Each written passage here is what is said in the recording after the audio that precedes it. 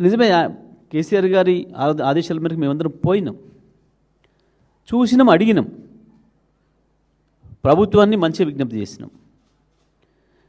కానీ 4 మంత్రులు స్పందించినరు. ఏ ఒక్కరన్నా కనీస జ్ఞానంతో, కనీసం సోయితోని తెలంగాణ బిడ్డలమన్న సోయి కూడా లేకుండా మాట్లాడారు. గదే సొల్లు పురాణం, గదే బూతు పురాణం.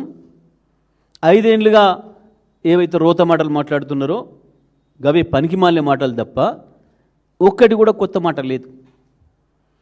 మేము చాలా స్పష్టంగా చెప్పినాం, మీరు ఏందో కేసులు, కమిషన్లు, మీ ముండ కమిషన్లు వేసుకోండి, నడుపుకోండి, మాకు అభ్యంతరం లేదు. కానీ తెలంగాణ రైతులకు శిక్ష వేస్తామంటే చేయని పాపానికి ఇది కరెక్ట్ కాదు అనే మాట చెప్పినాం. నిజమే, ఇంకెన్ని రోజులు పడతారా పాత రోతపాట? 1,00,000 కోట్ల అవినీతి, మీ బొంద అవినీతి, ₹1,00,000 కాదు 10 రూపాయల అవినీతిని కూడా తీయలేకపోయినారు. 2.5 ఏళ్ళు అయిపోయింది, 3 ఏళ్ళకి వచ్చింది.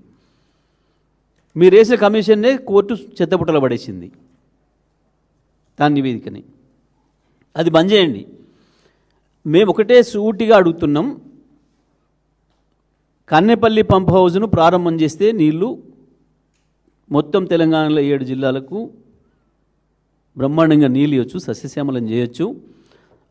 ఆ సూపర్ ఎల్నినో ప్రమాదం నుంచి తెలంగాణ రైతాంగాన్ని రక్షించుకోవచ్చు. కేసీఆర్ గారు ఆ ప్రాజెక్ట్ కట్టిందే దీని కొరకు.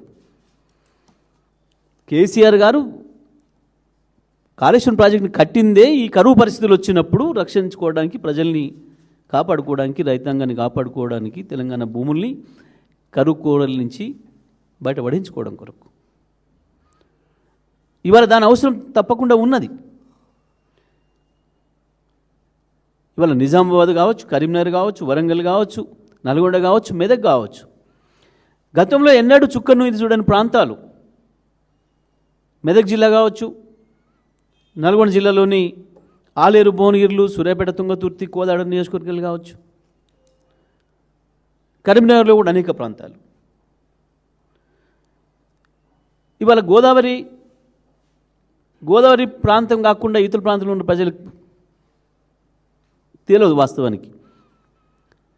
గోదావరి పైనుంచి వెళ్ళేదైతే వస్తుందో, కర్ణాటక నుంచి వచ్చేదైతే ఉందో ఆ ప్రాంతానికి నీళ్ళు సహజంగా ఆలస్యంగా వస్తాయి. ఎస్ఆర్ఎస్పికి నీళ్ళు రావడానికి ఆలస్యం అవుతుంది ఎప్పుడైనా సరే. ఈసారి అసలు వచ్చే అవకాశం లేదు అని చెప్తున్నారు. మనకు ప్రాణహిత ఎప్పటికీ కూడా, దాని పేరు ప్రాణహిత ఏదైతే పెట్టారో నిజంగా కూడా అది ప్రాణహిత.